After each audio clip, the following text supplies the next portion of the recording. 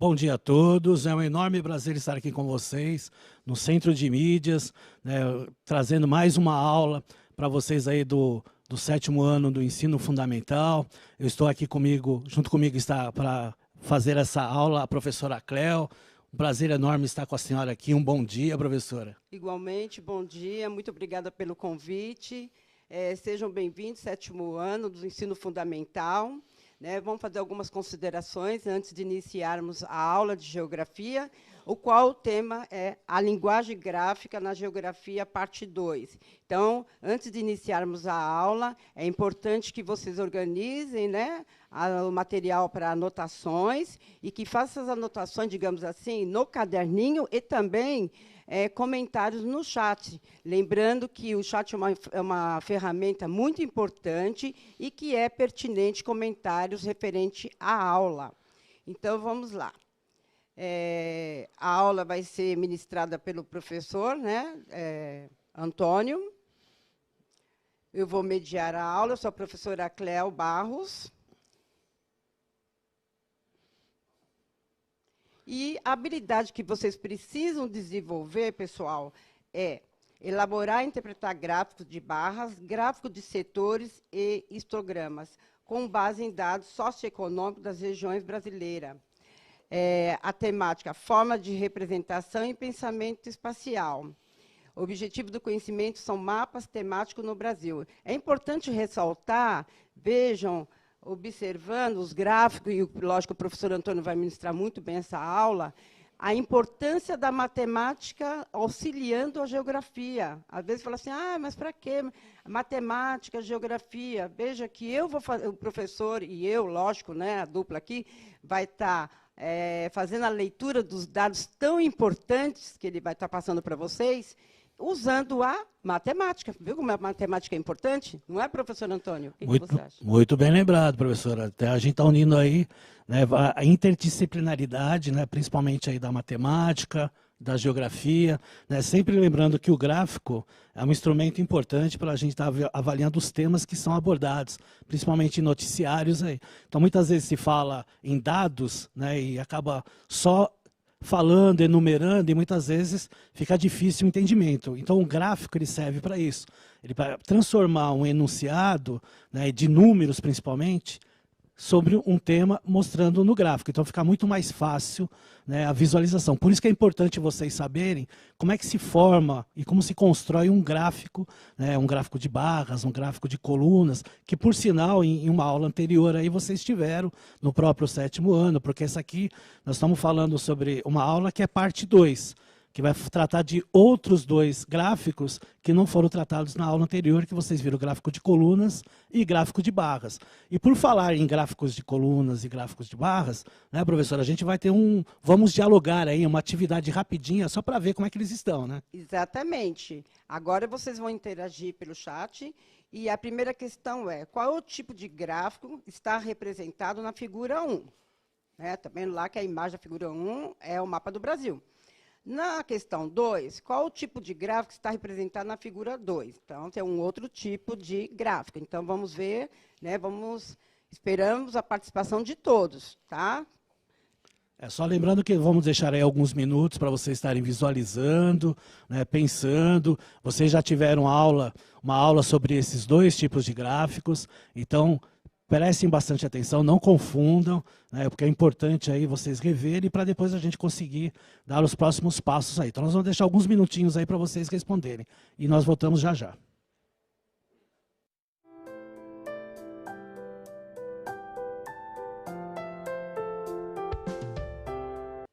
Olha que bom, professor Antônio, eles estão interagindo bastante, isso é muito bom. Então, vamos para as respostas. Lídia, barras. David, imagem 1 barra, A2, coluna. Emily, A1 barra, A2, coluna. Lorena, barra, a imagem 1, A2, coluna. Andréia, a imagem 1 barra, A2, coluna. Yasmin e Gustavo, e Walter, desculpa, barra e colunas. Então, tá vendo? Estão de parabéns. A gente observou que eles realmente prestaram atenção na aula anterior que tive sobre a questão dos gráficos de colunas, com gráficos de barras, e acertaram. Todos aí que responderam bravamente correto. Isso que é interessante, né? Prestar atenção, né? Porque a aula é isso aí. Se não tiver a participação de vocês, a aula fica sem graça. Então, por isso que é importante vocês utilizarem o chat como uma ferramenta importante para a participação das aulas, né? Não para utilizar para outras coisas, e sim para isso. E prestar bastante atenção na aula, que é o que interessa aqui para nós. Então, a partir de agora, nós vamos ver outros dois tipos de barras, de gráficos que são utilizados cotidianamente na imprensa, né, e até mesmo nas aulas, não só de geografia. Como bem a professora Cléo lembrou, matemática também utilizamos a questão aí dos gráficos, principalmente por questões numéricas aí. Então vamos aí ver aí uma introdução da importância do uso dos gráficos no nosso dia a dia. Então os gráficos, eles têm a importância de que ele faz parte do nosso cotidiano. Então a utilização de gráficos aí, ele é muitas vezes utilizado aí para dados, principalmente dados socioeconômicos, né? Então ele demonstra e compreende dados de países, continentes e regiões e os dados específicos desses países e continentes. Então eles podem ser utilizados aí, como eu falei, para dados socioeconômicos, políticos, humanos, físicos e tem relação com o nosso dia a dia. Então é importante vocês terem uma noção de que tipo de gráfico está sendo usado, né? Se é um gráfico de setores, como a gente vai ver agora, que é o famoso, né, e popularmente chamado gráfico de pizza, né, até pela característica dele, né, o gráfico de coluna, porque a gente não usa os gráficos, vamos usar o gráfico de coluna para mostrar, né, a quantidade de população dos países, assim, vamos usar dessa maneira, ou vamos usar o gráfico de setores. Então ele é escolhido para certa situação. Então, por exemplo, o próximo tela aí que vocês vão ver é o gráfico de setores, as características desse gráfico, que ele é conhecido aí como gráfico de pizza, popularmente, para ficar mais fácil aí de identificar. Então, ele é dado em porcentagem, né? Então sempre o total do que aparece tem que dar 100%, tá? Então tem que deixar bem claro isso para vocês. Então qualquer que seja o número de fatias, né, ou setores, né, que a gente denomina, devemos sempre conseguir uma pizza inteira, né, popularmente aí falando, um setor inteiro que dá 100% nos 360 graus dessa circunferência aí desse gráfico de setores. Quase todo mundo chama ele, né, de gráfico de pizza, né, como eu falei anteriormente para vocês, e é um tipo de gráfico que ele representa claramente as partes que compõem um certo universo, né, principalmente quando a gente quer saber as questões em porcentagem. Então eu trouxe aí um exemplo para vocês aí, né, de um processo que está acontecendo ultimamente, que é a questão daí da pandemia da Covid-19. Então ele está mostrando nesse gráfico, né, a porcentagem, né, de casos, né, por região do Brasil. Então nós temos as 5 regiões do Brasil, né, então nós temos lá, logicamente os dados já estão defasados, até porque os números eles aumentam absurdamente aqui no Brasil, né, muito rapidamente. Então, né, são dados até o meio do mês de maio, por volta do dia 12. Então, a gente vê que lá, por exemplo, na região norte tem 16% dos casos, no Nordeste 31,5%, no Centro-Oeste 2,9%, no Sudeste 44,6% e no Sul 5,1%. Então, esse gráfico, a importância dele é mostrar. Então, é muito mais fácil você identificar o gráfico nessa questão da amostragem na figuração do que a gente falar. Se eu falasse aqui 16% no Norte, 44% no Sudeste, poderia passar muito mais despercebido do que quando você observa no próprio gráfico. Tá, ok? Agora, como é que se monta, como é que se constrói um gráfico de setores, né? É importante a gente retratar. Então, na próxima tela, ele vai mostrar aí para vocês como é que você monta o gráfico. Então, ele não é assim, simplesmente eu vou fazer um círculo e vou estar montando esse gráfico. Então, é importante vocês estarem retratando aí como mostra na figura, e ele coloca aí claramente que você tem que ter uma legenda, que o cálculo feito aí pelo gráfico, ele tem que chegar a 100%, tem que ter o título. Tá? Na próxima tela vocês vão ver melhor essa questão aí de como mostra o gráfico. Vamos para a próxima, vamos para a próxima imagem? Volta para essa imagem anterior para eu estar explicando novamente. Então, essa questão aí do gráfico, então, qual que são os elementos principais do gráfico?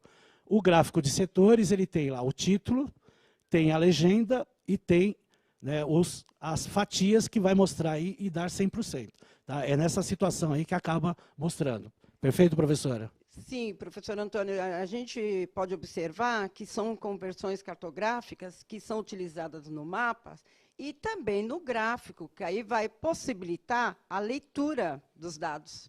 Então, pode falar assim, mas legenda, títulos, vai nos mapas, também nos gráficos, né, para que você possa fazer uma leitura mais eficiente. É isso, professor? Exatamente. É que nem quando a gente utiliza com vários elementos, né, com várias informações, e aí acontece de você não poder usar esse gráfico. Então, ele tem uma certa situação. Né? O próximo gráfico que a gente pode ver em diversas situações até de tempo, né, de períodos que aconteceram, que é a questão do gráfico aí de segmentos, que nós chamamos aí de gráfico de linhas. Então, acompanhe aí na tela e vocês vão observar o que é esse gráfico de segmentos. Tá? Esse gráfico de segmentos ele é conhecido também gráficos de linha, exibe uma série de pontos que são chamados aí de marcadores, ligados em segmentos que são as linhas. Por isso que a gente tem essa denominação também de segmentos e linhas. Ele é muito bom para mostrar quantidades que mudam com o tempo e é adotado principalmente quando queremos representar as alterações que uma variável teve ao longo do tempo. Então, é como eu informei para vocês. Você usa esse gráfico de linhas e você pode ter vários gráficos em um só. Né? Então, você pode mostrar por períodos, né, por várias variáveis, né, que são as características do que a gente quer proporcionar. E ele tem os mesmos elementos que vão ter os outros gráficos. Então, é sempre importante retratar dessa maneira. Tem um exemplo aí de um gráfico de segmentos aí para vocês, aí, que é um gráfico de linhas, que também mostra a questão aí do Covid-19. Também já está desatualizado os números, mas para vocês terem uma noção. Então, por exemplo, ele está mostrando uma gerência desse gráfico se elevando. Então, mostrando que os números de casos estão aumentando no decorrer de certos períodos. Então, vocês observam na linha vertical que tem o quê? A quantidade de casos. E na linha horizontal, né, as datas que aparecem. Se você quisesse mostrar uma outra, por exemplo, a quantidade de mortes também, né, também poderia estar mostrando nesse gráfico de linhas. Então, é importante retratar que, para certas situações, o gráfico ele é extremamente importante. Tá? Vamos ver aí um outro exemplo de um gráfico de linhas aí que vocês vão observar na tela. Tá? Então, nós temos aí uma variação do PIB, né? Já é uma questão econômica. Né? No gráfico anterior, era uma questão de saúde. Né? Agora, nós estamos vendo aí a questão da variação do PIB. Tá? Então, é um gráfico que ele tem uma variação, né, para mais e para menos, por causa dos anos. Então, tem anos que o PIB está maior, tem anos que o PIB está menor. Então, vejam como é muito mais fácil de vocês visualizarem num gráfico, né, se o PIB do país ele está se elevando, se ele está descendo, se ele está num patamar, né, neutro, ou seja, ele permanece no mesmo patamar. Então, é importante sempre ter essa abrangência nessa questão de gráficos. Então, por isso que, dependendo do gráfico, a gente acaba utilizando aí, né, dependendo do tema, a gente acaba utilizando outros meios de gráficos, tá ok? Então, vamos aí seguir aí a aula. Tem aí mais um exemplo aí de uma montagem de gráfico que aparece aí na tela. Vamos aí observar. Então, veja aí, ó, tem a linha horizontal, né, que ela tem uma variável, tem a linha vertical. Aí, é lógico, você vai ter os dados característicos, você vai ter os segmentos, você vai ter os pontos a serem observados e a linha. A linha vai seguir os pontos, se é para baixo, se é para cima, se ele permanece no mesmo patamar. Então, a relação da construção do gráfico ele é importante, né, nessa relação das variáveis que acontecem. E o gráfico de linha ele tem bastante... A variabilidade dele é muito maior vista do que os outros gráficos. Então, tem gráficos que a proporção é menor e tem gráficos que a proporção ele é maior. Tá? Por isso que é importante a gente saber, né, que tipo de assunto que nós vamos tratar através desse gráfico. Né? Na próxima tela aí vocês vão ter aí um outro exemplo de gráfico. Tá? Que é a mesma coisa, ele mostra aí os elementos importantes. Então você tem que ter o título do gráfico. Você vai ter que ter as linhas, vejam que são várias linhas, porque mostra várias variáveis. O importante, no gráfico de colunas você consegue fazer isso, no gráfico de barras você também consegue fazer, só que a visualização, ela é um pouquinho mais difícil para entender. No gráfico de linhas, pela variabilidade que ele tem, principalmente pelas linhas, você consegue ter uma visualização melhor. Tá? Então, é importante retratar nessa questão desses dois gráficos, né, e os outros dois gráficos que vocês viram anteriormente, tem também outros exemplos de gráficos, mas esses são os gráficos que nós mais utilizamos no nosso cotidiano. Né, e é o que a gente comentou aqui. Ele é utilizado em várias situações, né, e envolve aí a questão da matemática também. Correto, professora? Vamos fazer aí uma atividade aí para ver se eles entenderam, Correto, se eles conseguem professor. fazer um gráfico? Pois não. Então, atividades.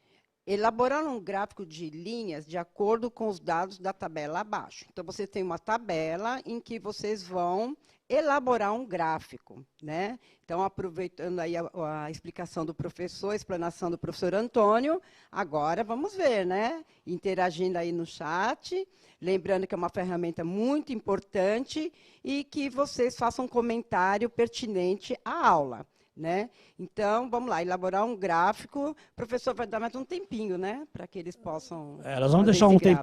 Nós vamos deixar uns 5 minutos, porque para fazer um gráfico demora. Lembrando aí que, né, vocês peguem o lápis, aí vocês vão ter tempo de pegar o lápis, a régua, quiser colorir o seu gráfico, né, traga aí o lápis de cor, faça no próprio caderno de vocês, faça numa folha de sulfite.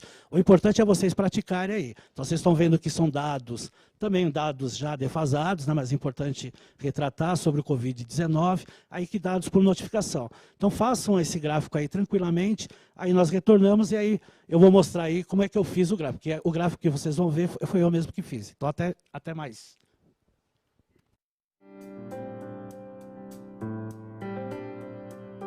Então, professor Antônio, nós tivemos assim a participação, lógico que a participação não foi tão assim dinâmica, porque nós sabemos que um gráfico ele leva tempo para ser construído, exercitar, lógico que nós sabemos disso. Então, nós temos a participação aqui da Érica, que ela disse que vai fazer no celular. Muito bem, parabéns, Érica. E o professor Henrique elogiando, né, dizendo que é uma ótima aula. Agradecemos muito, professor, pela sua consideração e estar assistindo a nossa aula, né?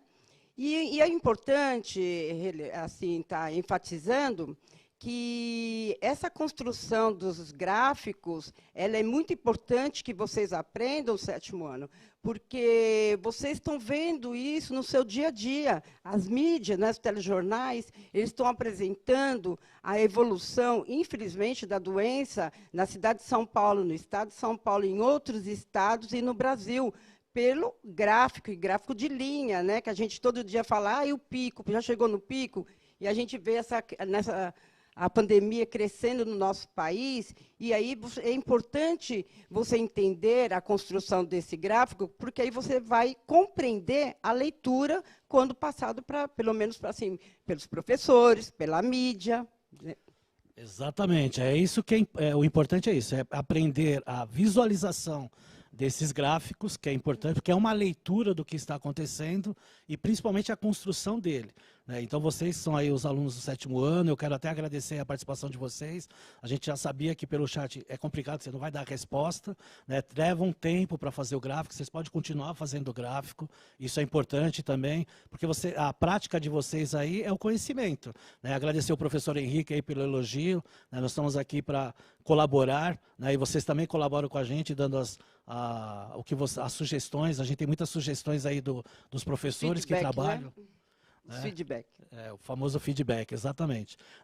Vamos colocar aí na tela o gráfico que eu fiz aí a respeito dessa tabela. Né? Então, para vocês verem como ficará o gráfico de vocês em relação às informações da tabela. Então, nós temos aí os óbitos, vejo que tem o tema, né, os óbitos acumulados. Né? Na linha horizontal, nós temos as datas dos óbitos, né? Como eu falei para vocês, já está aí defasado. Né? E na linha vertical, nós temos os óbitos acumulados. Né? Os números que apareceram na tabela estão aparecendo aqui no gráfico. O importante é vocês visualizarem que a linha está em elevação. né? Então, o pico nesse período ele estava em elevação, né? Ele estava lá em 2.143, no dia 17 de abril, né? Em quase um mês, ele foi para 12.400, ou seja, aumentou 6 vezes mais o número de óbitos na região aqui. Então, é importante, né, quando vocês têm essa visualização, né, do gráfico, entender o gráfico, né, porque é o que a professora Cléo falou, né? Nós temos a visualização do gráfico e, às vezes, não entender, então o gráfico não tem sentido nenhum. Então, o gráfico nada mais é do que uma informação visual do que a gente acaba tendo assim de informações, que são inúmeras informações, principalmente do Covid, que nós estamos na fase mais crítica dessa doença, né? Por isso que é importante ficar em casa quando puder, né? Essa relação da aula, né? Do centro de mídias, para levar as informações para vocês, para agregar, né? Um conhecimento maior. Então é importante. Então por isso que é importante vocês participarem, fazerem as atividades, né? Porque é um conhecimento a mais que vocês vão ter. E falando em atividade, nós vamos ter uma outra atividade aí, né, professora? Isso, professor Antônio, vamos lá. Atividade complementar. De acordo com a leitura do gráfico, responda as perguntas no seu caderno. Primeira, qual o estado com maior quantidade de casos acumulados pelo Covid-19 na 20ª semana? Segunda, qual o segundo estado com a maior quantidade de casos acumulados pela Covid-19 na 20ª semana? Que é o primeiro, né? E a segunda questão é o segundo estado, né? Terceiro, quais estados estão representados no gráfico? Então, vamos lá. 5 minutinhos também, né, professor? Porque até que eles respondam, vão interagindo aí no chat com seus colegas e aqui com os professores, né? Professor Antônio e a professora Cléo, que sou eu. Perfeitamente. Então, participem. É importante a participação de vocês. Agora, dá para vocês escreverem no chat, porque são perguntas. Observem o mapa, observem as siglas dos estados para estar respondendo. Está fácil o entendimento. E, pelo que nós percebemos aqui, vocês estão prestando bastante atenção na aula, então vai ser fácil aí de responder. Então, nós vamos deixar aí, né, uns 4, 5 minutos aí para vocês responderem. Na tela vai ficar aí o gráfico e as respostas. Então, até mais aí para vocês. Olha, professor Antônio, eles estão participando bastante, interagindo bastante no chat. Então, vamos para as respostas. Otávio, São Paulo, primeiro. Fábio, primeiro São Paulo, segundo Rio de Janeiro. Cecília, primeiro São Paulo, segundo Rio de Janeiro. Emily, primeiro São Paulo, segundo Rio de Janeiro. Rebeca, primeiro São Paulo, segundo Rio de Janeiro. João Vitor e Nicole, primeiro São Paulo, segundo Rio de Janeiro. E acho que terceiro, que ele colocou aqui, Ceará. Então, olha, parabéns. Nós ficamos muito assim, com uma felicidade enorme quando vocês participam, porque dá uma interação muito grande aqui na nossa aula. Então, a participação de vocês aí é assim esplendorosa. Eu fico muito contente quando vocês participam e respondem corretamente, né? Então, o estado e a visualização foi ótima, né? Porque a 20ª semana é o final do gráfico, né? Então, deu para perceber aí que o primeiro colocado é o estado de São Paulo, né? Então ele aparece aí em primeiro lugar. Depois vem o Rio de Janeiro como sendo o segundo maior estado com quantidade aí do Covid-19, né? E aí até se comentou aí do terceiro estado, né? Que é importante retratar. Agora, a terceira pergunta, a dificuldade acho que foi maior por causa das siglas dos estados, né? Mas é simples de ver, né? Nós temos lá São Paulo, Rio de Janeiro, Espírito Santo, Minas Gerais, Santa Catarina, Rio Grande do Sul e o Paraná. Então, são esses estados aí que compõem, né, essa composição aí do gráfico. Então, é interessante vocês verem, né, é importante retratar sobre a questão dos gráficos. Então, vocês tiveram uma ideia desses dois gráficos e já tiveram anteriormente a ideia dos outros dois anteriores. Então, só para relembrar a aula de hoje, a aula que nós tivemos em 2 semanas atrás, mais ou menos, né? Então, vamos retomar aí o assunto que nós tivemos hoje. Então, vamos lá, né? Olhem na tela aí para acompanhar. Nós temos aí o gráfico de setores, né? Popularmente conhecido aí como gráfico de pizza, e nós temos o gráfico de segmentos e o gráfico de linhas, né? Nós vimos também tabelas de dados, né? E também, né, o que está acontecendo hoje aí, né, os dados da pandemia do Covid-19 no estado de São Paulo e também em todo o Brasil, né? E para dar uma né, uma revisão na aula, né, vamos rever aí, né, os gráficos que nós vimos anteriormente nessa aula e na aula anterior, porque lembrando que essa aula é a parte 2 da aula que teve lá o gráfico de colunas e o gráfico de barras. Então, primeiramente, nós vamos rever aí o gráfico de setores, né, popularmente conhecido como o gráfico de pizza, né? Lembrando que esse gráfico ele tem uma grande importância, né, de relatar a questão na porcentagem, né? Ele tem essa visualização, né, desse segmento, então é importante nós sempre estarmos, né, falando, né, para que serve esse gráfico, né, pela visualização, né, utilizar esse gráfico corretamente, né, não utilizar outros gráficos. Não dá para você usar um gráfico de coluna ou de barras mostrando a porcentagem numa visualização como a gente vê nesse gráfico de setores. Tá? O outro gráfico que nós vimos hoje, né, que é o gráfico de linhas, né, o gráfico de segmentos, né, que, como a gente viu, ele pode ser utilizado, né, em várias variáveis, né, e tem, né, características totalmente diferentes do gráfico que nós vimos anteriormente. Tá? Então, esse gráfico de linhas e gráfico de segmentos ele pode ser utilizado com várias variáveis, né? E o direcionamento dele é a variação, né? Para cima, para baixo, ou mantendo-se mesmo na mesma posição. Então, vejam, é um outro gráfico, é uma outra situação, né? Então, é importante, por isso que eu sempre coloco claramente, vejam que tipo de gráfico se utiliza, se está corretamente. Então, vocês agora vão poder olhar as informações e falar assim, não, esse gráfico está correto de ser utilizado. Esse gráfico aí não é tão correto assim. Tá? O terceiro gráfico, que já é o gráfico que a gente viu na parte 1, né, em aula anterior, né, é o gráfico de colunas. Tá? Então, um gráfico aí que, na época, até mostrei para vocês que era o número de casos de Covid naquela época. Então, são essas colunas em verticais. Então, eles mostram lá as respectivas regiões, né, na faixa horizontal e na faixa vertical a quantidade. Então, é uma outra informação, é um outro aspecto, é um outro direcionamento. E, para finalizar, a gente vai ver o gráfico de barras, né, que também mostra, né, informações sobre o Covid-19, a questão da quantidade de óbitos de estados.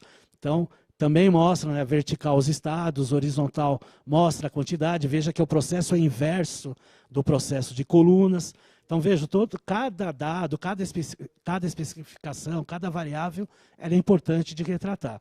Perfeito? Eu queria finalizar a aula agradecendo imensamente vocês por esse acompanhamento, agradecer a professora Cléo. Um bom dia para todos. Professor, pelo convite. Né? Agradeço a participação de todos do 7º ano, alunos do 7º ano, do ensino fundamental, e um bom final de semana para todos. Obrigado. Tchau, tchau. Até a próxima.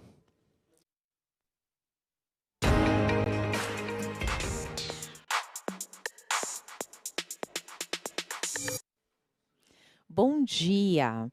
Estamos aqui para mais uma aula de língua portuguesa para o 7º ano. Eu sou a Lucy e hoje estou com a professora Fernanda. Eu vou mediar a aula de vocês.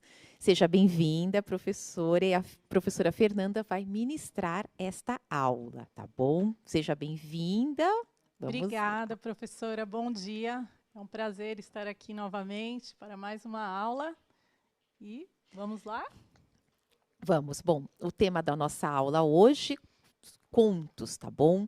E o nosso título, De Volta aos Contos, certo? Então, assim, nós vamos trabalhar com esse tema contos, trabalhando em cima o quê? Da narração, sobre narrativa, tá bom? E aí nós temos a habilidade, que é analisar em textos narrativos ficcionais e diferentes formas de composição próprias de cada gênero, uns recursos coesivos na construção, né, na passagem de tempo, certo? E, basicamente, vamos trabalhar as expressões conotativas, os processos de uso de figuras de linguagem, certo?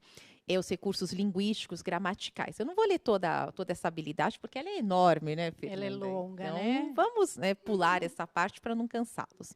Os objetivos da nossa aula: estudar os gêneros narrativos na esfera literária, no conto, interpretar um conto, retomar e explorar os elementos de uma narrativa e o foco narrativo. Gente, vocês já aprenderam sobre contos. Teve uma aula que nós fizemos.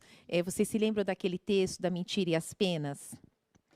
Eles devem lembrar que nós trabalhamos bem essa parte do conto, a estrutura, do gênero. Então, hoje nós vamos trabalhar isso, tá bom? E aí nós vamos apresentar um podcast para vocês, tá bom? Só que antes nós vamos fazer algumas perguntas. Vamos lá, Fernanda. Isso. E lembrando também, professora, que nós estamos na semana de estudos intensivos, né? Passou muito Sim, depressa esse exatamente. primeiro bimestre, Sim. né? E deixa eu passar aqui.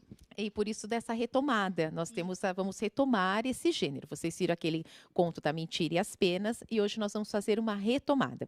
Só que antes, vamos pensar um pouquinho o que o título do conto que vocês vão ouvir sugere. Doutora Saladina, bruxa para todos os males. O que será que esse título, né? O que será que vai ser dito, não é mesmo? Vocês conhecem histórias de bruxas? Quais histórias vocês já ouviram aí, né? Então, quais histórias de bruxas vocês conhecem? E vocês acham que a história que será passada, que vocês acham que essa história aconteceu de verdade? Será, Lúcia? Exatamente. Vamos dar aí um minutinho para vocês responderem essas 3 questões, tá bom? Respondam aqui no chat, tá? Vamos lá. Bom, vamos lá. Eles não colocaram aqui o que o título sugere, certo? Aqui no chat eles não responderam. Mas eles responderam, Fernanda, que eles conhecem histórias sobre bruxas, certo? Eles até citaram algumas, a Branca de Neve, olha que interessante, né? São histórias bem Exatamente, bem conhecidas. Colocaram Harry Potter, realmente tem alguns bruxos, né, do Harry Potter, né? Sim, uma história muito boa também, né? Exatamente. Então, assim, eles conhecem realmente, né? E que você acha que a história que vai ouvir aconteceu de verdade? Eles não escreveram aqui. Acho que foi curto. Acho que foi curto tempo, né?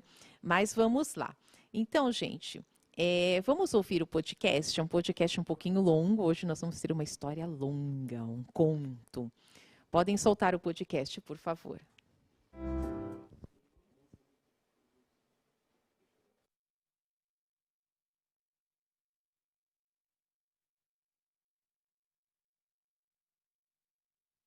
Doutora Saladina, bruxa para todos os males. Toda a gente sabe, ou se não sabe, devia saber, que o reino das bruxas e das fadas existem bem perto de nós. Só quem tem coração de pedra que não os vê. Ora, num desses reinos havia uma bruxinha que desde muito pequena se habituara a brincar ao esconde-esconde com uma pequena fada do reino vizinho. Isso acontecia porque, claro está, nenhuma das famílias tinha conhecimento de tal fato insólito. Encontravam-se as duas nos limites dos respectivos reinos, escondidas entre os carvalhos e os abetos que serviam de fronteira. Era um regalo vê-las juntas, como se o mundo fosse um só. A fada, sempre vestida de cor-de-rosa, asas de tulha a esvoaçar ao vento e uma varinha de condão, que era a prova incontestável de que ela era realmente uma fada. A bruxinha, essa, vestia sempre de negro, uma túnica que quase lhe chegava aos pés e um chapéu de alto bico, que, dada sua tenra idade, lhe tombava para o lado, sem, porém, nunca lhe ter caído. Cavalgava não uma vassoura de piaçaba, mas um modelo mais recente, semi-a-jato, que seus pais lhe haviam dado pelo seu último aniversário. Saladina, a bruxa, e Gilda, a fada, voavam por entre as árvores sem lhes tocar, faziam piruetas de sobe e desce e passavam tangentes às corujas e às andorinhas sem nunca, mas nunca terem tido o menor acidente. Quando, porém, chegou o dia de frequentarem as respectivas escolas, cada uma seguiu o seu caminho e o tempo para as brincadeiras acabou-se para a tristeza de ambas. E nunca mais Saladina viu Gilda e nunca mais Gilda viu Saladina. Os anos foram passando no calendário das bruxas e das fadas, que por um acaso é o mesmo, até que um dia Saladina completou o 12º ano e teve de escolher uma profissão. Queria ser doutora, mas doutora médica. Os pais pasmaram com tanta pretensão. Que bruxa és tu, minha filha? Dizia o pai. Querer ser médica, Interrogava-se a mãe. Mas afinal, tu és uma bruxa ou uma fada? Questionavam ambos. Saladina estremeceu. Será que alguém tinha descoberto o seu segredo de tantos anos? Que seria feito de Gilda? Não, não era possível. Além de tudo isso, ela tinha certeza que era uma bruxa de pele e osso e ninguém conseguiria demovê-la de seus intentos. E assim foi. Entre o choro da mãe e o olhar reprovador do pai, lá seguiu para a grande escola de medicina que ficava no reino dos humanos, pois no país das bruxas só havia a escola superior de feitiços e de magia. Para trás ficou a túnica negra, o chapéu alto e a vassoura semi-jato. Ficou também a mágoa, não só da família, mas de toda a comunidade, já que estas notícias espalham-se depressa e ferem a honra. Sim, que as bruxas também têm honra. Depressa acabou Saladino seu curso.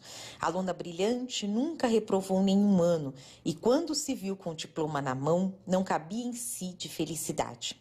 Só havia um problema. Que fazer agora? Como iriam seus pais recebê-la?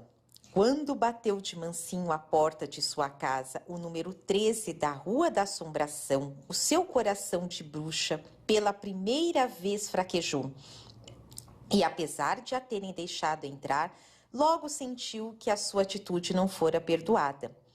És a vergonha das bruxas, disse-lhe o pai.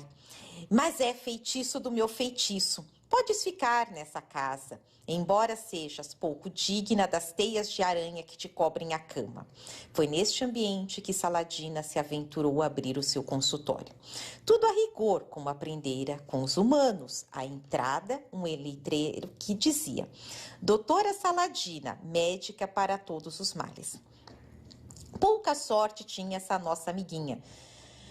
Ninguém lhe batia a porta, ninguém lhe marcava uma consulta que fosse. Nem uma assistente conseguira arranjar. Resolveu então, na esperança de aparecer alguma emergência, mudar-se de vez para o seu consultório. Ali dormia, ali comia e ali ia espreitando pelas cortinas rapadas da janela, na ânsia de que alguém necessitasse da sua prestimosa sabedoria. Ora, uma bela noite de lua nova, estando Saladina a contemplar as constelações, apercebeu-se de grande alvoroço no céu. Luzes para aqui, luzes para acolá e um pó dourado que se espalhava por todo lado. De repente começa a ouvir os gritinhos de todas as bruxas e bruxos que deambulavam pela rua e que tombavam no chão como cerejas maduras. Saladina não pensou duas vezes. Toca recolher os doentes no seu consultório. Os que ainda se conseguiam manter de pé entravam a correr, tamanha era sua aflição. Queriam lá saber se ela era a doutora Saladina, só queriam cura para a doença tão súbita e estranha. Saladina teve necessidade de se concentrar. Sim, porque já havia algum tempo que não praticava. Curou as feridas que viu, ligou os entorces como muito bem aprendera e esperou que os doentes acordassem.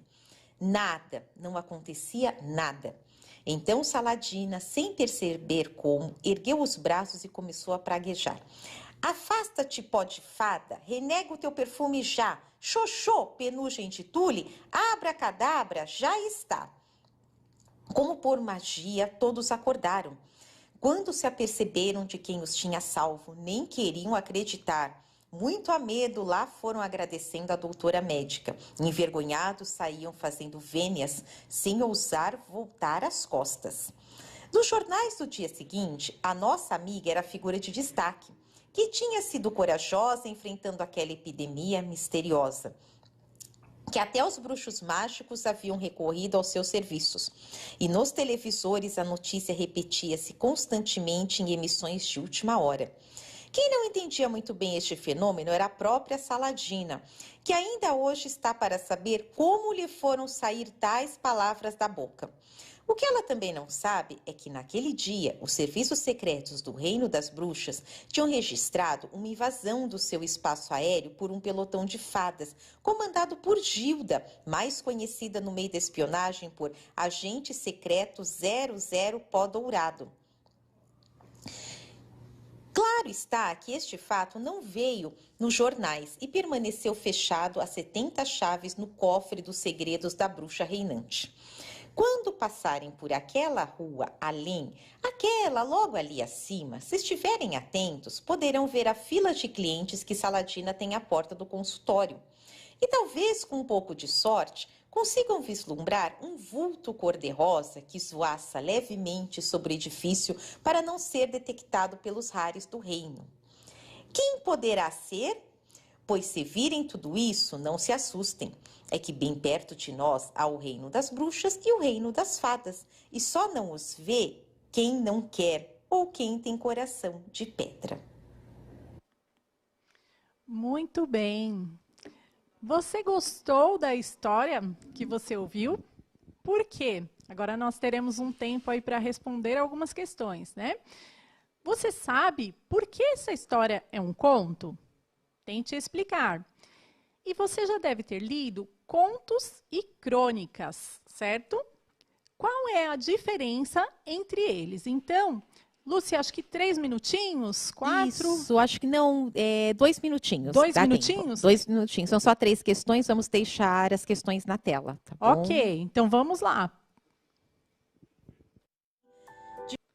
Professora Lucy, como é que está a participação? Porque aqui no estúdio o pessoal gostou. Você acredita que até aqui teve participação? Eles gostaram bastante da história da bruxa Saladina. Muito bem. E pelo visto está todo mundo gostando aí de ouvir podcast, não é mesmo, Fernanda? É uma novidade, Uma né? novidade. Que veio pra ficar. Sim, eles estão colocando aqui no chat que eles gostaram porque tem bruxas.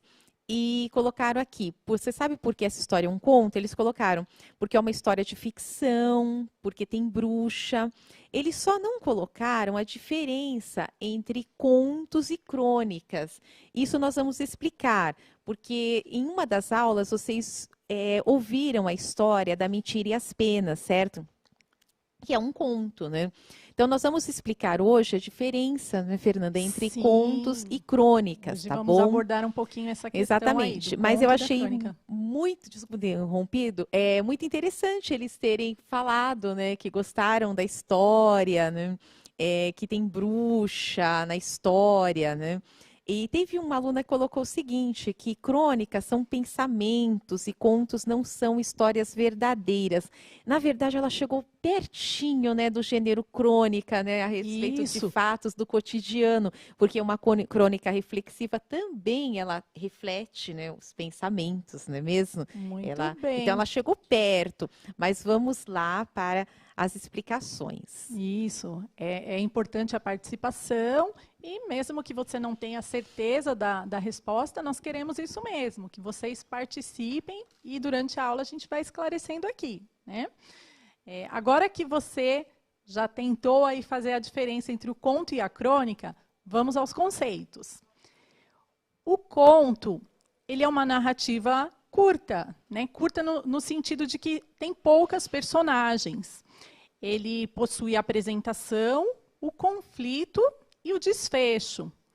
Pode conter elementos descritivos. A narrativa pode ser real ou fictícia. O tempo pode ser cronológico ou psicológico. Pode haver o discurso direto, discurso indireto ou o discurso indireto livre. E o foco narrativo, ele pode ser em primeira ou terceira pessoa. Já a crônica, que muitas vezes é confundida, né, com o conto, a diferença é que ela relata fatos do cotidiano das pessoas, situações que presenciamos e já até prevemos o desenrolar dos fatos. Ela também pode conter elementos descritivos e mescla a tipologia narrativa com trechos reflexivos e, em alguns casos, argumentativos. Pode haver o discurso direto, o discurso indireto ou o discurso indireto livre. O foco narrativo pode ser também em primeira ou terceira pessoa. O tempo é cronológico. A crônica também se utiliza da ironia, do humor e, às vezes, do sarcasmo. Então, professora, eu acho que uma diferença aí, né, é bem clara quando a gente fala na questão de gênero, de estrutura, né? Mais uma vez é lembrar que, no caso da crônica, ela aborda um assunto cotidiano, né? Você tem, de repente, a inspiração para escrever uma crônica. Naquele momento que você entra no elevador, encontra uma pessoa ali e fala um bom dia, né? Nossa, como está calor, como está frio. A partir de um assunto, né, de um fato assim bem cotidiano, já se tem o assunto para se escrever uma crônica, né, diferente do conto, que eu posso ter ali algo mais imaginário, né, uma situação fictícia, digamos. Exatamente. O conto, ele também, você pode ter uma situação real e escrever o conto, só que assim, e o conto, você pode ter a situação e também fatos, coisas que não aconteceram. Por exemplo, bruxa existe? Não. Então, ela é da imaginação das pessoas. Não é um fato cotidiano, exatamente, né? não é um fato cotidiano, né? É diferente de uma crônica. Eu gosto muito de escrever crônicas. Então, assim, às vezes acontece alguma coisa na família, e aí eu vou lá e escrevo. Por exemplo, outro dia nós estávamos discutindo sobre a mussarela de búfala, né? Ah, mas algumas pizzarias escrevem búfalo. Né? Não, é búfala. Aí começou uma discussão. O que eu fiz? Eu fiz uma crônica. É isso mesmo. Aí né? eu fui para casa, fiquei pensando, né? E fiz uma crônica em cima daquele fato, que é um fato cotidiano, realmente traz dúvidas na língua portuguesa. Sim. Eu tenho várias crônicas. Então, às vezes eu vejo alguma situação inusitada e falo assim, olha, isso dá uma crônica. Bacana. E a crônica, ela é baseada, claro, que você coloca muitas vezes crítica, humor, a ironia. No conto você pode colocar ironia também? Pode, mas assim, de uma forma mais branda, né? Até nessa crônica, nesse conto, né, da bruxa, você vê realmente, né, uma ironia, porque ela era bruxa e ela era pro bem, né? E ela queria curar, né? Interessante, então, né? assim, ela São queria curar as pessoas, não é mesmo? Mas é um conto, então essa aí é a diferença. Nós temos até aqui, ó, agora que você já sabe aí a diferença, né, entre o conto e a crônica, você já pode concluir que o texto que nós ouvimos no podcast é um conto, certo? Então, agora, respondam o seguinte: por que este texto não pode ser classificado como uma crônica? Olha lá, já passamos até algumas dicas, exatamente, né, professora? Já demos a dica aí para eles. E que personagem sugere isso? Então, como já está com dica, 2 minutinhos, professora? Dá 2 minutinhos, porque aí nós vamos passando as outras questões, tá bom? Ok. Então, tem a letra A e a letra B, porque este texto não pode ser classificado como uma crônica, que nós já explicamos. Que personagem sugere isso também está bem claro. Está bem fácil. Aí depois tem o foco narrativo que você ouviu, está em primeira pessoa ou terceira pessoa. Gente, nós já estudamos isso quando nós vimos o texto lá, o conto da mentira e as penas. Nós falamos muito sobre foco narrativo. Então pensem um pouquinho, tá bom?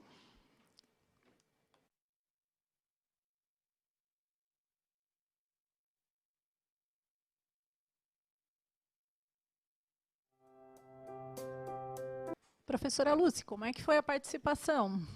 Foi muito boa. Eles colocaram o seguinte, que este texto não pode ser classificado como uma crônica, porque é algo que não acontece no cotidiano. Muito bem, que legal. Eles colocaram também que não é real. Muito bem, já entenderam a diferença. Já pegaram aí, né? E o personagem que sugere, Fernanda, eles colocaram que é a bruxa. A bruxa e a fada. Eles colocaram até 2 personagens. Muito bem. Nós não encontramos fadas e bruxas na comum, rua. Não, né? não, nem existe, né mesmo? Então, assim, por isso. E aí, depois, a narrativa, eles colocaram que é em terceira pessoa. Muito bem, eles já sabem a diferença do foco narrativo, que é o narrador observador. Mas agora nós vamos ver, porque no foco narrativo nós temos em primeira pessoa, que é aquele que participa da história, não é mesmo? E temos o narrador em terceira pessoa, que pode ser o observador ou onisciente. Já ouviram falar nessa palavra, gente? Onisciente, o que será, não é mesmo? Vamos lembrar um pouquinho vamos aqui. lembrar aí o que é um narrador onisciente, um narrador observador, certo? Vamos lá. Então, no foco narrativo, Em primeira pessoa, predominam palavras e expressões da língua, como pronomes e verbos, que marcam a presença do narrador personagem, isto é, aquele que participa da história e se manifesta como eu ou nós. No foco narrativo em terceira pessoa, o narrador pode ser observador, isto é, não participa da história como personagem. Ele narra os acontecimentos a partir da observação, de fora da história. Nesse caso, predominam marcas linguísticas de terceira pessoa, por exemplo, ele ou eles. Ele também pode ser chamado de narrador onisciente, que é aquele que conhece toda a história, inclusive os pensamentos dos personagens. Com base nesta explicação, vamos retornar ao texto com a leitura do trecho a seguir. Vamos só dar uma paradinha para explicar só um pouquinho a questão do narrador onisciente. Sim. Porque, assim, o narrador observador é aquele que ele não participa, então ele não conhece nada sobre os personagens. Então, por exemplo, a bruxa, ela não, para ele entender o pensamento dela, tem que se expressar. Então, vamos supor, Saladina pensou e disse. Então, ela tem que pensar em voz alta, ela tem que falar assim, gente, será que os meus pais descobriram que eu quero ser médica? Esse é o narrador observador, ele não sabe o que ela está pensando. Agora, no onisciente, não, ele já sabe. Então, Saladina pensou a respeito, imaginando que seus pais já soubessem que ela queria ser médica. Então, ele já está dentro do pensamento dela. Este é o narrador onisciente, ele sabe tudo. Ele sabe o pensamento. Né? Como se ele conhecesse. Né, ele é uma espécie de vidente, personagem. ele sabe tudo. Ele é aquele que assim, ele entra no pensamento da pessoa e vai. Né? Esse é o narrador onisciente, mas ele continua sendo o quê? Continua a narração em terceira pessoa. Agora, imagine o foco narrativo da bruxa. Imagine que Saladina estivesse contando a sua própria história. Então, como começaria essa história, essa narrativa em primeira pessoa? Ela falaria assim... eu e a fada Gilda éramos muito amigas, até que um dia eu tive que ir para a escola, e aí eu fui para a faculdade de medicina. Aí ela está contando a história dela. Então, primeira pessoa, ela é uma personagem que está contando. E agora, Lucy, nós temos um trechinho aqui para que eles respondam se o narrador é observador ou onisciente. Então, eu vou fazer a leitura. Já vão tentando responder aí, que a gente vai liberar um minutinho. Isso. Então, neste trecho, Saladina estremeceu.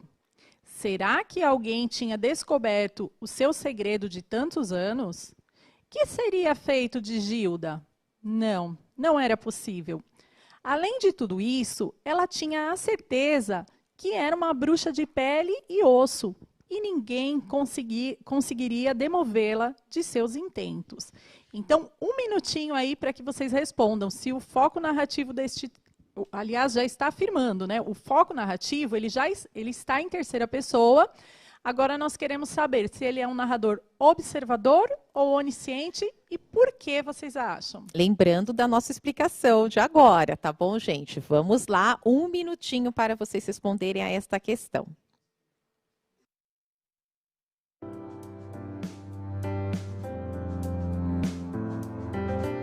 Professora, eu tenho certeza que eles acertaram, né? Dessa vez estava fácil. Mais ou menos. Alguns disseram que é narrador observador, não prestar atenção à nossa explicação. E outros disseram que é onisciente. Parabéns!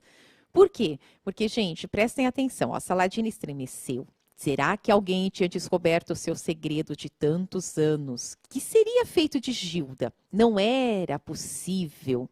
Além de tudo isso, ela tinha certeza que era uma bruxa de pele e osso e ninguém conseguiria demovê-la de seus intentos. Gente, ela não expressou esse sentimento. Ela, na verdade, este pensamento, o narrador, ele meio que adivinhou o que ela estava sentindo. Portanto, ele é onisciente porque ele conheceu o pensamento dela. Então, agora já está esclarecido, né, professora? Exatamente, o narrador onisciente. Textos, isso, eles estarão atentos e Exatamente. poderão descobrir aí, né? Muito bem. Para contar uma história, professora, tem mais um fator importante aqui, né?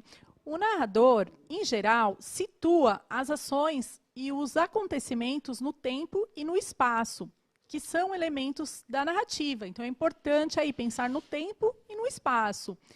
Então, no tempo, quando os fatos ocorreram, né? E o espaço, onde se passa a história. Eles são importantes porque situam o leitor sobre a passagem de tempo, o momento em que os fatos ocorreram e os lugares onde aconteceram.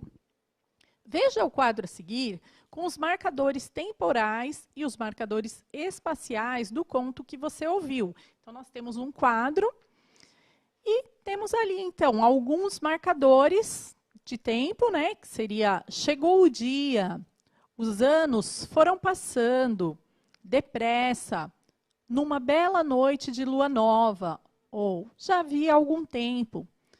E os marcadores de espaço, onde, né, no reino das bruxas, na grande escola de medicina do reino dos humanos, sua casa, consultório, aquela rua.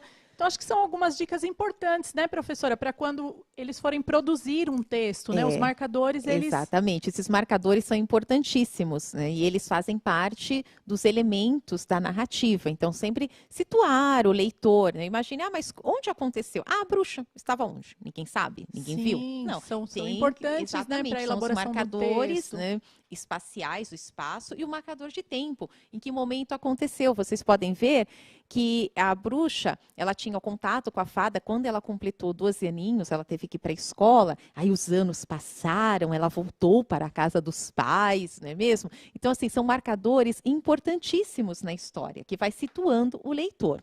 Sim, isso vai ajudar. E nós temos aqui mais algumas questões. Vamos, né, retomar o texto, então. Então, após as explicações sobre os elementos da narrativa, nós vamos analisar um pouco mais o conto. Então, primeira pergunta, qual é o assunto principal do podcast que você ouviu?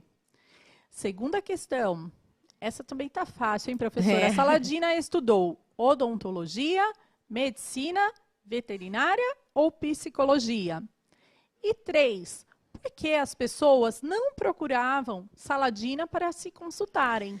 Vamos dar um minutinho, porque a nossa aula está acabando, né? Está chegando ao final, e está fácil, né?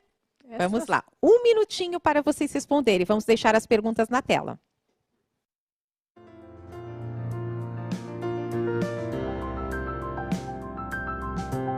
Então, professora, como foi a participação? Eles acertaram? Eles falaram que o assunto principal do podcast é a bruxa Saladina, mas o assunto, na verdade, o que é? É a história da bruxa, né? Não é só a bruxa Saladina, é a história dela, né? Ele traz todo um contexto da história, da profissão dela. Então, o assunto principal seria a história da bruxa Saladina, porque ele está contando a história da vida da Saladina. Pode ser que eles confundiram com a personagem Principal, né? A personagem principal é a Saladina, e sendo que a coadjuvante, né, é a fada Gilda, né? Porque a Gilda, ela acaba tendo uma importância muito grande no final do conto, né? Porque ela acaba ajudando a Saladina a ter pacientes. A participação dela é muito importante, história, né? E aquela amizade das duas mesmo que acabou indo, né, para a vida, embora não tivessem contato. E amigo é assim, às vezes você não tem contato, mas você tem um amigo para a vida inteira. Continua sendo amigo, mesmo à distância. Cuidando de você, mesmo que à distância. Torcendo por você. Neste momento, né, nós podemos pensar, né, mesmo à distância, quantos amigos estão nos ajudando, participando, cuidando. Muito bom. E a 2? A 2, eles falaram que ela é formada em medicina, muito bem, uma médica, todos responderam, então vocês prestaram atenção à profissão dela, muito bem. Importante, né?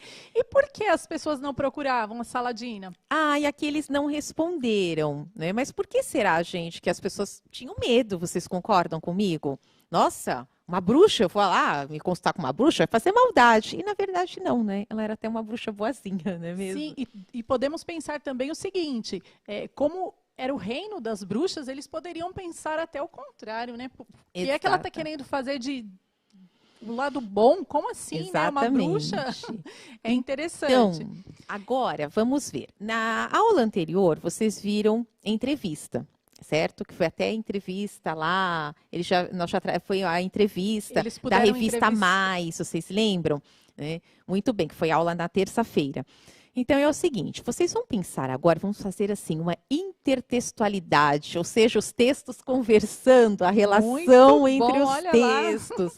Então vamos lá, gente, vocês vão fazer uma entrevista com a Saladina. Como será que eu vou pegar um conto e fazer a entrevista? Simples, nós vamos deixar o conto na tela, vocês vão printar, ou podem até lembrar um pouco, e vão fazer uma entrevista com a Saladina, de acordo com o que vocês aprenderam, tá bom? Porque a aula está terminando. Vocês também podem ouvir o podcast, tá? Tem o link do podcast, tá pequeno o link, né? Mas vocês podem procurar. Se vocês acessarem Tem também, eu até localizei também na internet. Na internet. Esse texto ele está disponível, Isso. né? E após a entrevista que vocês realizarem, vocês vão deixar registrado no caderno e ver a melhor forma de encaminhar para o seu professor.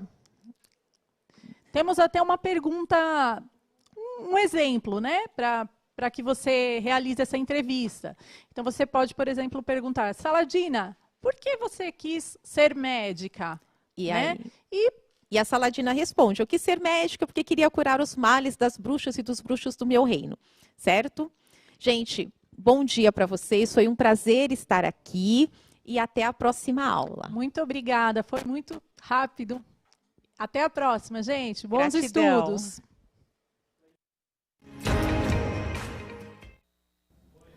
Olá, sejam bem-vindos alunos do 7º ano. E professores e pais também que estão nos assistindo. Vocês devem estar se perguntando, o que a professora Juliana está fazendo aí hoje? Quarta, a gente já teve dia de desafio. Ontem, educação física. Olha ela de novo. Mas hoje é tecnologia.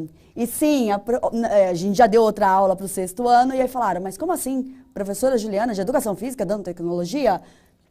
Sim, posso sim, porque eu tenho esse componente aí na minha grade, assim como a professora Fabiana, que está aqui do meu lado, que é a professora do ensino médio de Sociologia, e hoje vai estar conosco na tecnologia, né, Fabi? Exatamente, é um prazer estar aqui com vocês, espero que a gente tenha hoje uma experiência bem legal, que a gente aprenda muita coisa junto, né?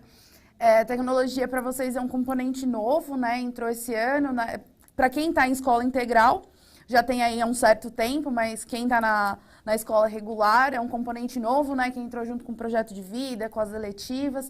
Então, a gente está trazendo o Inova também aqui para o Centro de Mídias, para que a gente tenha esse contato e vá aprendendo sobre esses componentes que são tão importantes, né, e tão interessantes para a nossa vida. Tá? Isso, verdade. E aí eu gostaria de pedir para vocês focarem no chat, né? Eu já estou vendo assim, ó, que tem professoras dando bom dia, que é a professora Solange. Bom dia. Solange Mary. É muito legal a interação dos professores, porque às vezes a gente não consegue, né, contemplar todos os alunos no chat. Então, é papel fundamental os professores estarem aqui conosco, até para mostrar para os alunos que a gente está de olho nessas mensagens aí, viu? Estamos aqui, ó, de olho. Fica esperto. Mas, né, só reforçando o que a Ju falou, quando a gente está pedindo para vocês focarem um pouco mais na aula, porque a gente entende que, né, é legal conversar, brincar, só que às vezes, quando vocês ficam com muita brincadeira e postando muita coisa no chat, a gente acaba perdendo, às vezes, as dúvidas dos colegas de vocês, as perguntas, porque elas se perdem naquele monte de mensagem.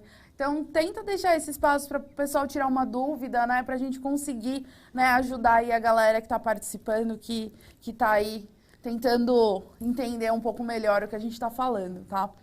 Isso aí. Bora então, lá. a nossa aula de hoje vai ser sobre narrativas digitais. Então, aparece aí para vocês o que são essas narrativas digitais, né? Que elas são conhecidas também como digital storytellings, né? Esse nome é bonito. Muito chique, né? Me sinto até internacional. Entendeu? E são histórias que a gente vai contar usando a tecnologia como mediador, né? A gente tem que pensar que as histórias, elas fazem parte da nossa vida, né? A gente vive contando e ouvindo histórias. E graças a isso, a gente tem informações, a gente acaba, né, tendo um alívio de diversão, conhecendo melhor outras pessoas, conhecendo a história da humanidade e até a nossa própria história. Então, quando a gente fala sobre isso, é trazer essas histórias que às vezes estão num formato ali de papel, que está só no boca a boca, trazer toda essa realidade para um ambiente mais atualizado, mais tecnológico, né? É trazer isso para o ambiente digital, tá? Então aí, por exemplo, a gente vai falar sobre a questão de que a história faz parte da nossa vida, né? Se a gente for pensar todos os registros históricos que vocês já têm contato, né? Mas o ensino médio a gente vai ter com sociologia, filosofia, química, física, a gente vê tudo isso, são baseados nas histórias que as pessoas contaram em determinado momento, né? A gente tem na pré-história, antes da escrita, pessoas que contavam a história por imagens, pelo boca a boca, depois da escrita, que registravam isso, nem sempre com textos científicos e tudo mais, às vezes era só alguém contando a história de como ele chegou naquela conclusão, né?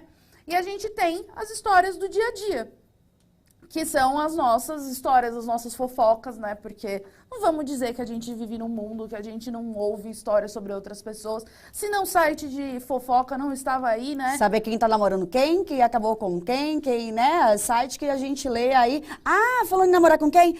Vou contar aqui, tá? Conte, por favor. Gabriel, não é hora de arrumar namorado agora.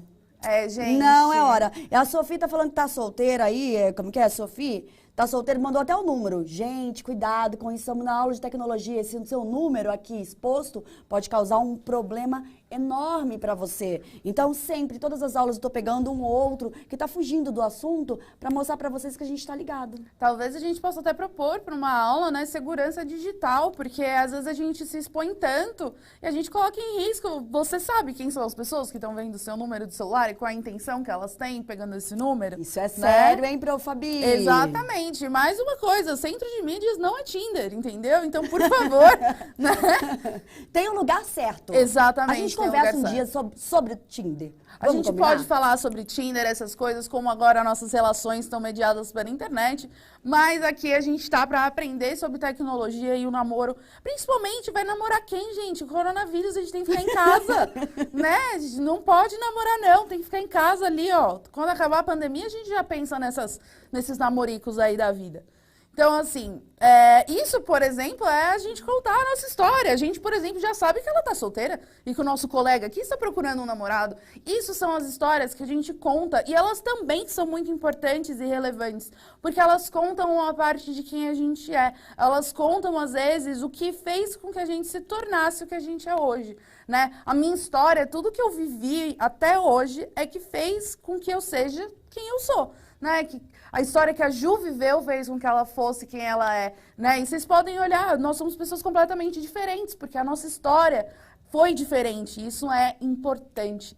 Então, a gente também tem as histórias fictícias, né? Que vêm aí para divertir a gente, nos filmes, nos livros, nas HQs, né? Em diversos outros lugares que são super divertidos. Ai, Fabi, dei risada. Agora, a Sabrina colocou, mano, elas são umas peças. Calma, gente, vocês não viram nada. A gente O negócio é pior aí. Vamos lá. Então, assim, pra gente também conhecer mais vocês e saber o que vocês gostam ou não, a gente vai colocar aí uma perguntinha para vocês responderem. Então, quais são os seus tipos favoritos de histórias, né? E onde vocês têm contato com elas?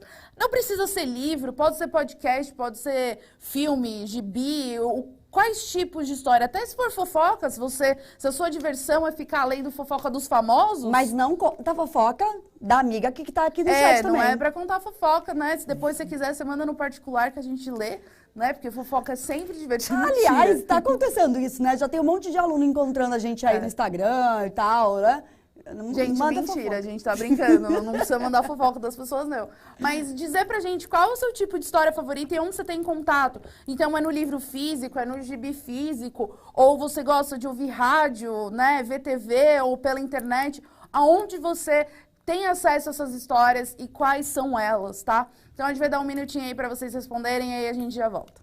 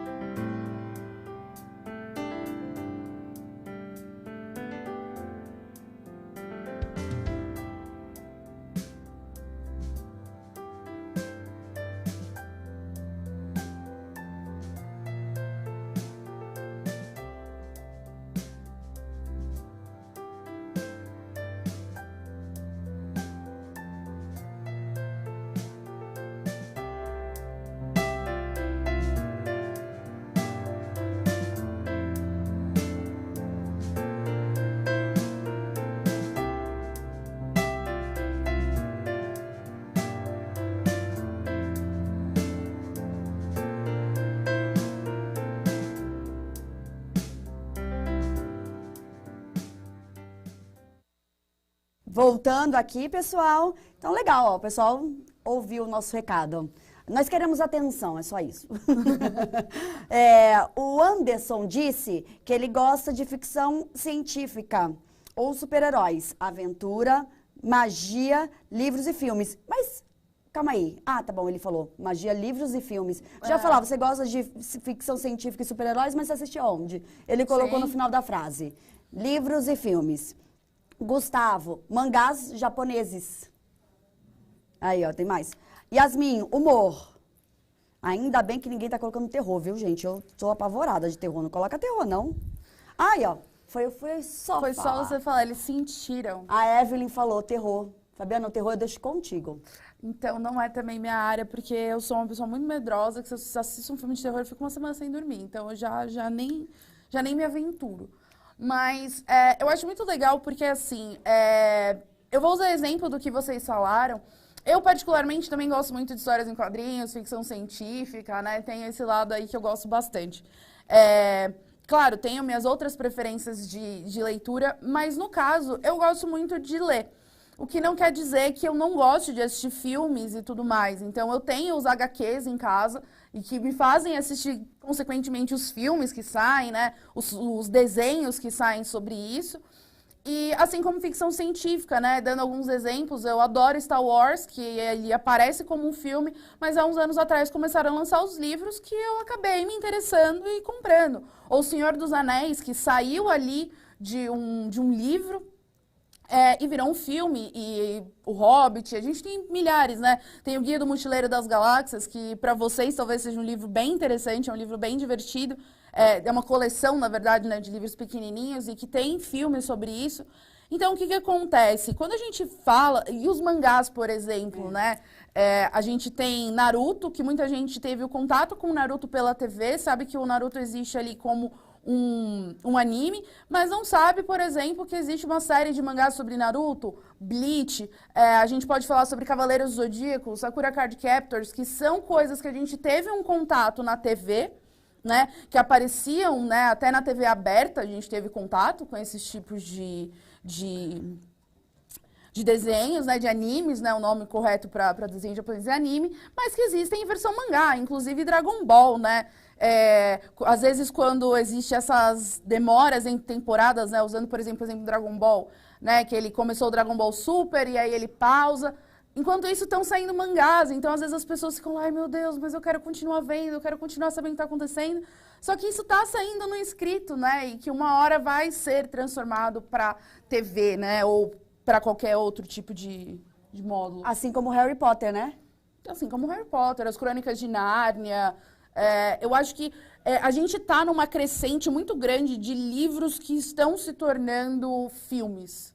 Né, a gente teve aquela série Divergente, né, que foi recente, Os Vingadores, né, esses filmes, por mais que tenha algumas mudanças ali da HQ para o cinema, mas são HQs muito antigas. Se a gente pensar do Super-Homem, que está saindo até hoje, os quadrinhos são antiguíssimos, né? Então, eu acho que isso é um bom exemplo para a gente dizer que, assim, as histórias, às vezes, são muito interessantes, mas nem sempre o formato que elas vêm são interessantes para a gente. Eu gosto de história em quadrinhos, mas eu sei que tem pessoas que não gostam, né? Que preferem textos escritos. Tanto que agora a gente, usando, né, por exemplo, a Marvel como base. Você falou uma coisa que eu ia chegar. Era uma entrevista. Vamos lá. Professora Fabiana, de Sociologia. A Melissa te pergunta se você gosta do personagem da Marvel. Se sim, qual? Gente, eu tenho muitos quadrinhos da Marvel e da DC. Eu gosto de muita gente, né? Porque, assim, o que acontece? A gente também tem que pensar que os quadrinhos, às vezes, eles conversam muito com a gente. Então, eu gosto muito de quadrinhos, por exemplo, que tem personagens femininas, né, ali na linha de frente. Né? Mulher Maravilha. Que é da DC, Mulher Maravilha, mas gosto. Mas normal, Ai, normal, gente, amiga. mãe. Entendeu? Sei de nada, ó. Mas eu gosto, eu acho que às vezes o importante da leitura é você também se ver naquele personagem. Mas o que eu tava falando da Marvel é que, por exemplo, ele era uma história em quadrinho. Quer dizer, continua, porque ele continuam saindo, né, as edições aí. Só que eles também transformaram isso em filmes, né? A história dos desenhos já vem há muito tempo, né? A DC, eu acho que tem mais isso. Mas a gente também tem esses quadrinhos se tornando livros. Se vocês hoje forem numa livraria, vocês vão encontrar a Guerra Civil em formato de livro, e ao invés de HQ. Vocês vão encontrar histórias do Demolidor ou de outros personagens que foram transformadas em livros para buscar outros meios. Então, quando a gente está falando sobre a narrativa digital, é justamente isso. Às vezes, a gente tem uma história super interessante e por que não diversificar a maneira com que a gente conta, fazer com que isso fique mais atrativo, né? Seja por um vídeo, por um podcast, por uma animação, alguma coisa que a gente possa criar e transformar essa história em algo mais acessível, né? Mais legal. A gente está falando com vocês, né? Que já sabem ler e escrever, mas às vezes tem histórias que também são interessantes para aquelas criancinhas que ainda não sabem ler e escrever, ou aquelas pessoas que não tiveram acesso a isso, mas que também merecem saber sobre essa história e ter contato com isso. Então, as narrativas digitais é a maneira com que a gente traz essas histórias para o meio tecnológico, né?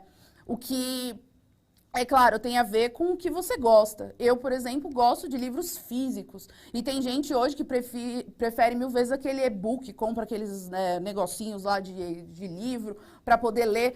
E para mim, por exemplo, nada vai superar aquele cheirinho de livro novo, aquelas páginas, aquela capa dura com textura e tudo mais. Então, a gente vai encontrando formas que a gente gosta, mas a gente também tem que lembrar que é importante a gente usar a tecnologia para que isso alcance outros âmbitos, né, da nossa sociedade, né, Jo? É isso aí. Alguém colocou assim, não, alguém não, o Rian colocou assim, que tipo de pessoa confunde Marvel com DC? Peraí, vamos levantar eu. Eu confundo tudo, eu sou atrapalhada, eu falo um nome, outro nome, mas tá bom, tudo bem, faz parte da vida. E aí estão perguntando, muita gente aqui perguntando qual é o personagem que você mais gosta, independente se é Marvel, DC. Tipo, foi o que eu te falei, virou uma aula de entrevista. A gente, eu juro que se der tempo a gente conversa sobre isso, porque querendo ou não, né, não pode ser uma entrevista, tem que ser ali uma aula. Vamos continuar. Mas só para dar um contexto, quando a gente fala sobre Marvel e DC, a gente tem que pensar que isso são coisas que atingem uma quantidade de pessoas, né? Quando, por exemplo, eu era adolescente e falava pra minha mãe do Harry Potter, tipo, gente, ela errava os nomes e tal, porque pra ela não era uma coisa que fazia sentido. E às vezes, quando ela contava pra mim sobre os livros que ela gostava, por exemplo, ela gostava muito de Jorge Amado, eu também, às vezes, fazia confusão entre os livros. A gente tem que entender que para nós, talvez seja mais fácil entender DC, Marvel, entre outras coisas. Por exemplo, a Vértigo, que também tem quadrinhos que eu amo muito, que é da Vértigo. Então, assim, você está reclamando que ela conhece a DC e a Marvel, mas você conhece a Vértigo? Né? Me salvou, Fabiana, me salvou. Tá vendo? A Vértigo, por exemplo, é uma parte da DC que faz quadrinhos mais adultos, né?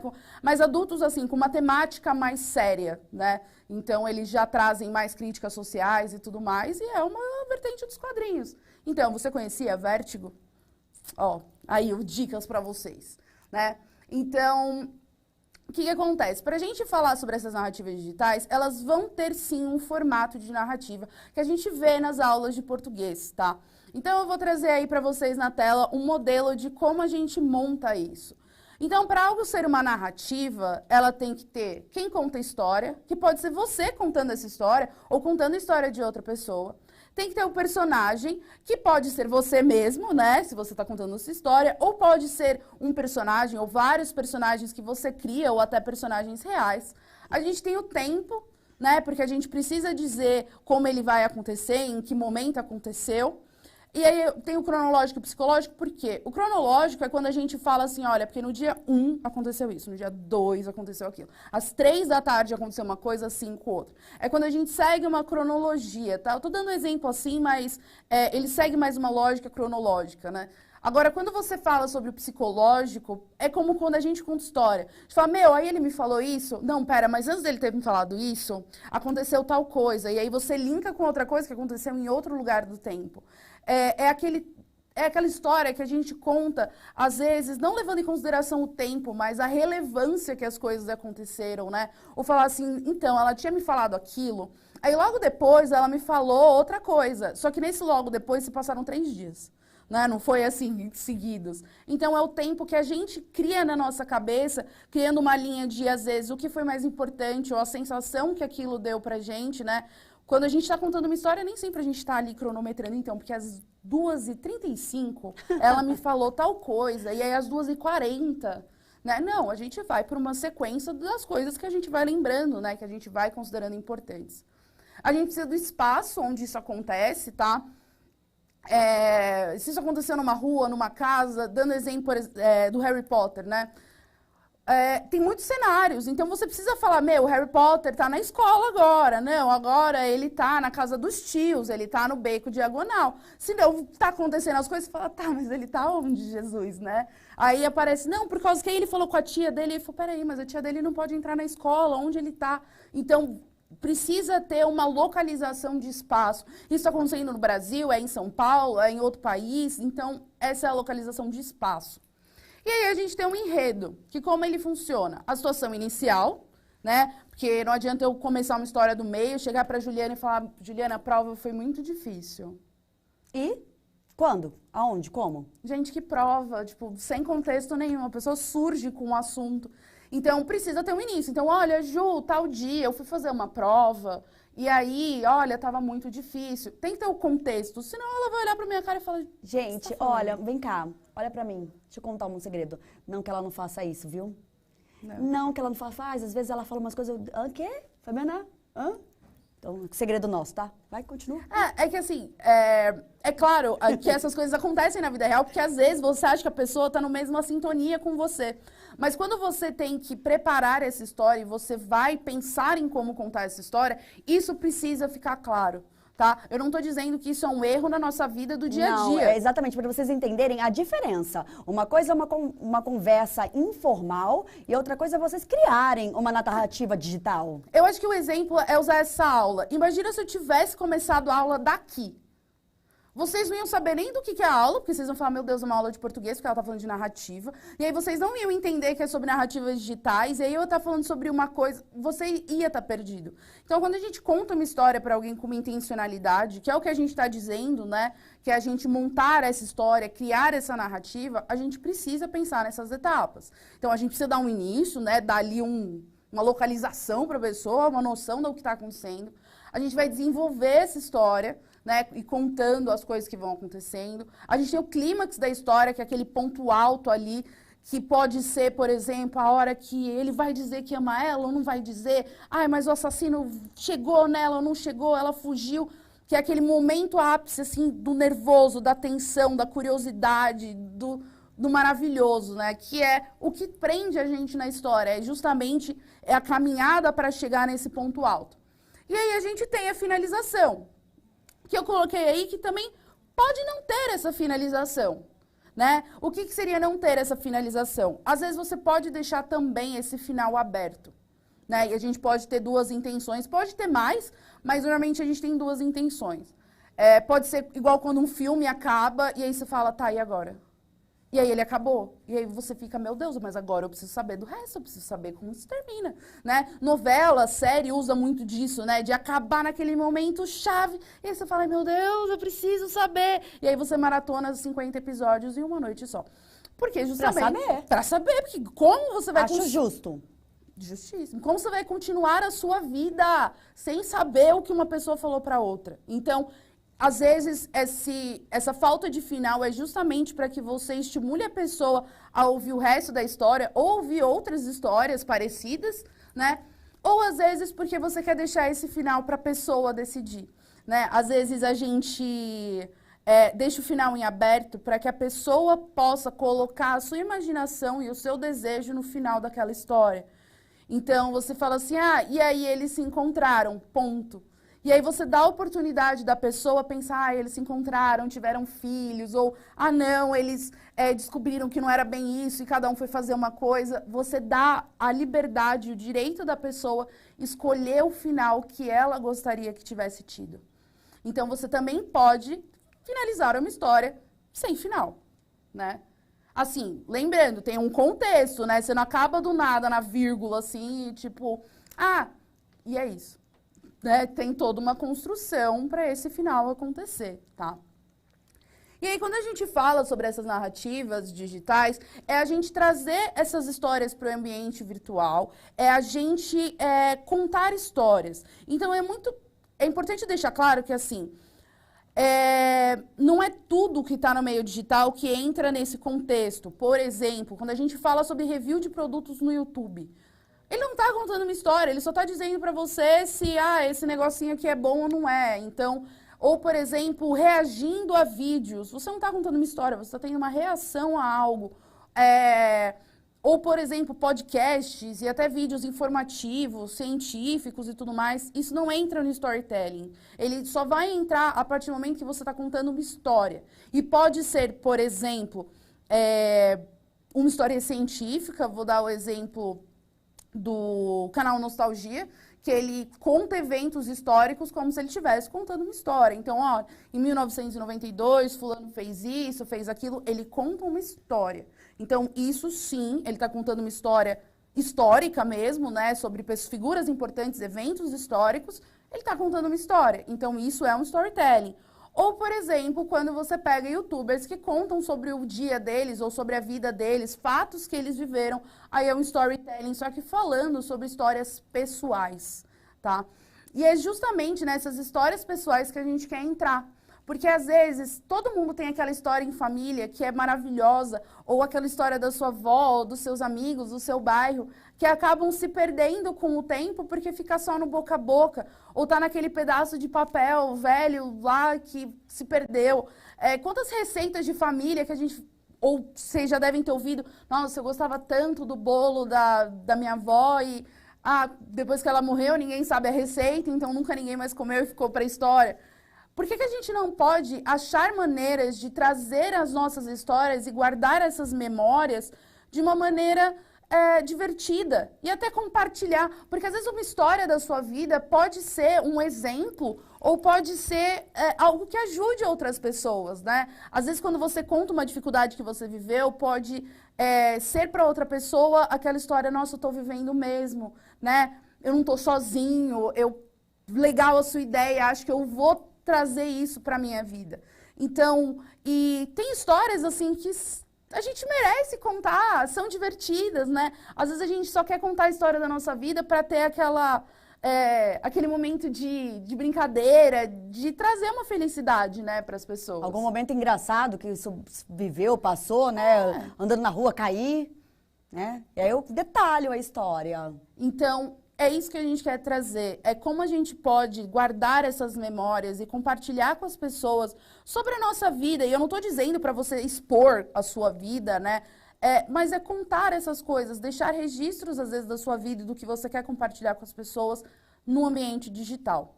Então, eu vou colocar aí uma perguntinha para vocês sobre se a gente fosse fazer esse storytelling, né, em meios digitais. Quais são os meios, né, os lugares que a gente tem que a gente pode postar isso ou divulgar isso, tá? Então, eu vou deixar aí um minutinho para vocês responderem e a gente já volta.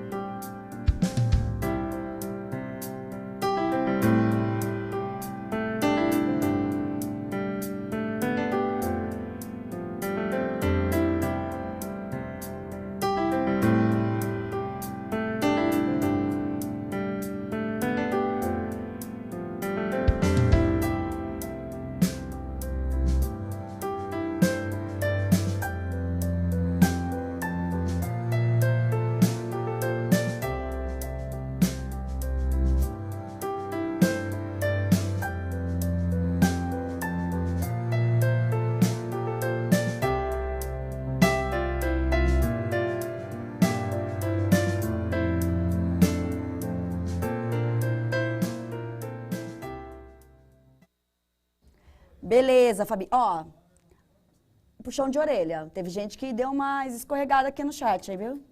Deu uma...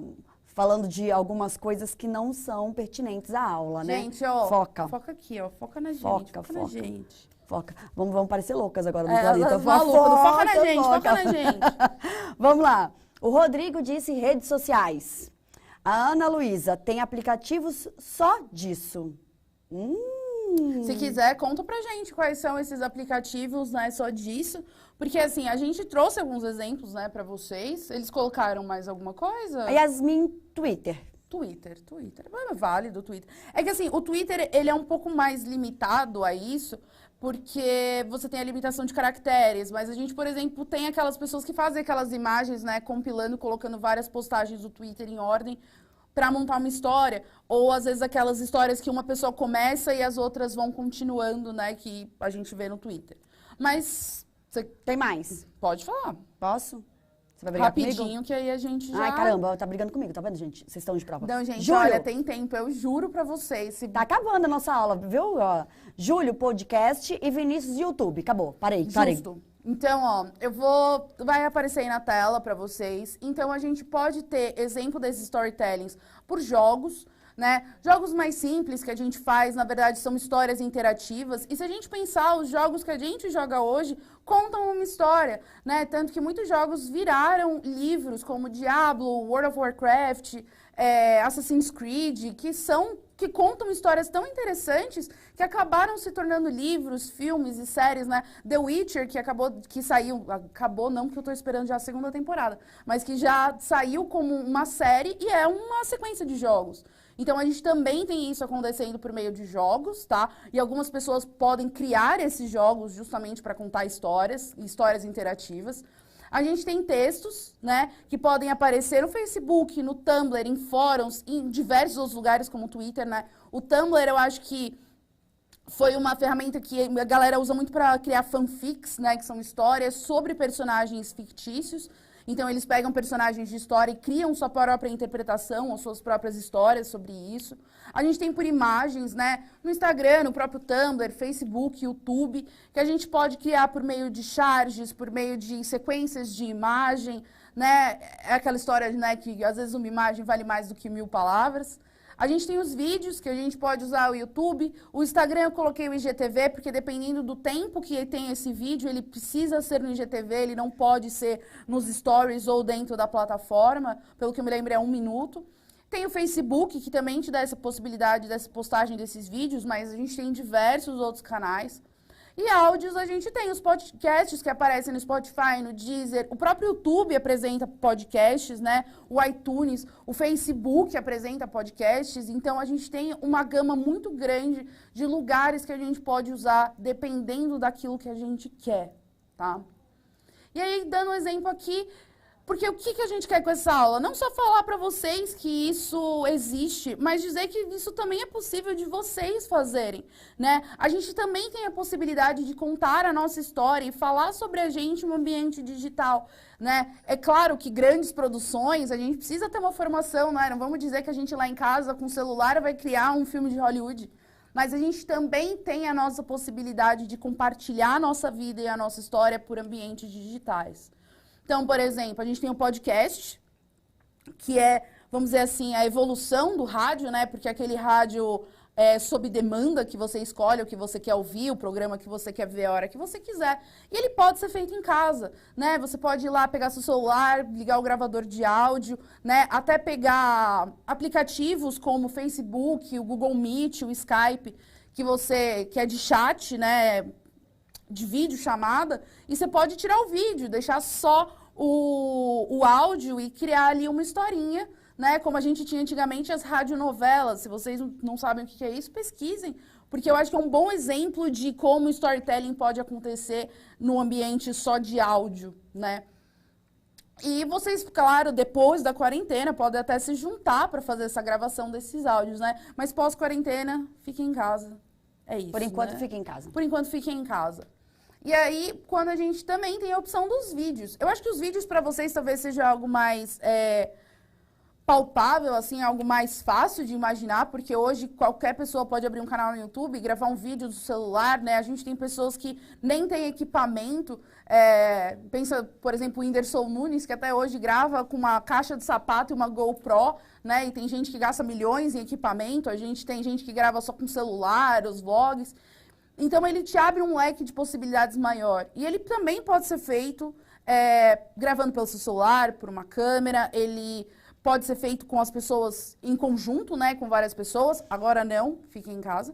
Mas existe também a questão de fazer isso online. A gente tem youtubers, né, principalmente que fazem vídeos de comédia e tudo mais, que estão usando. Por exemplo, fizeram uma sátira, né, de home office, dessa situação que a gente está vivendo, onde os atores fingiram que eles estavam numa videochamada com o chefe, né? Como a gente trabalha o home office com o chefe, sabendo que a gente pode estar trabalhando e você está com a parte de baixo da sua roupa, na verdade, é seu pijama. Você está ali com a camisa e a gravata, mas embaixo é pijama. Super chique, né? Tô na moda. Que você tá lá aparecendo e, na verdade, você tá de chinelo lá na sua casa, né? Seu gato tá ali passando no meio da sua perna, cachorro latindo. Então, eles usaram isso para poder continuar, né? Como muitas bandas também hoje, por causa da quarentena, aprenderam a fazer lives, só que separados. Então, cada um grava seu instrumento na sua casa, e aí eles juntam os vídeos em que cada um tá tocando o seu próprio instrumento, né? Então, a gente tem essa possibilidade de trazer essas histórias, né? A gente tá falando de outros formatos, por mais que a ideia aqui seja falar sobre a nossa história, mas para a gente ver como isso pode ser muito amplo, né? Essa questão da gente usar as redes sociais, as mídias, a nosso favor. Porque elas estão presentes o tempo todo. Eu tô com meu celular o tempo todo no meu bolso. Sofrendo, né? Sofrendo. Amor. Sofrendo. Eu tô contando todos os segredos da Fabiana hoje pra vocês. A gente vai se reencontrar. Em 2 minutos a gente se reencontra. Em 2 minutos a gente se reencontra. Então, assim, existe toda essa questão de que a gente vive num mundo midiático, tá? Então, isso é importante. E aí, por causa disso, a gente quer propor uma atividade para vocês. Que é, se vocês puderem, né? Eu acho que é interessante a gente colocar isso que a gente está aprendendo na prática. O que você acha de fazer um vídeo ou um podcast sobre alguma história sua, da sua família, ou de alguém do seu bairro, alguma história que você acha legal para compartilhar, né? Para poder, ou guardar como uma recordação. Então, a ideia é que vocês podem gravar esses podcasts, vídeos, como vocês preferirem e o que vocês sentirem à vontade.